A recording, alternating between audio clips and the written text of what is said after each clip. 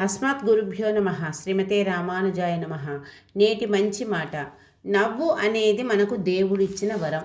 సంతోషం, ఆనందం లేదా వినోదాన్ని వ్యక్తం చేయడానికి ముఖంలో, కళ్ళల్లో కలిగే ఒక సహజమైన భావన లేదా ముఖ కవళికే నవ్వు.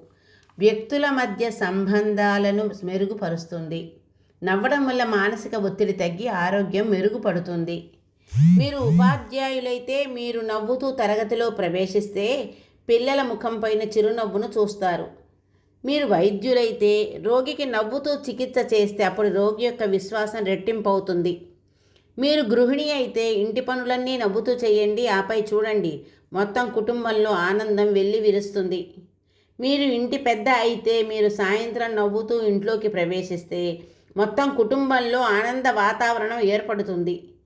మీరు ఒక వ్యాపారవేత్త అయితే మీరు సంతోషంగా కంపెనీలోకి ప్రవేశిస్తే ఉద్యోగులందరి మనస్సు యొక్క ఒత్తిడి తగ్గుతుంది చూడండి. మీరు దుకాణదారులైతే నవ్వుతూ మీ కస్టమర్ని గౌరవిస్తే కస్టమర్ సంతోషంగా ఉంటాడు మరియు మీ దుకాణం నుండి వస్తువులను తీసుకుంటాడు. మీ బిజినెస్ పెరుగుతూనే ఉంటుంది. తెలియని వ్యక్తి వీధిలో తారసపడితే వారిని చూసి చిరునవ్వు నవ్వండి. అతని ముఖంపై కూడా నవ్వును చూడవచ్చు. వాతావరణం ప్రశాంతత సంతరించుకుంటుంది. ముఖంపై చిరునవ్వు కోసం ఎలాంటి ఖర్చు పెట్టనవసరం లేదు. కానీ చిరునవ్వు వల్ల మనతో పాటు మన వారి జీవితాల్లో ఆనందం చూడవచ్చు. ఎందుకంటే మీ చిరునవ్వు చాలా ముఖాల్లో చిరునవ్వుని తెప్పిస్తుంది.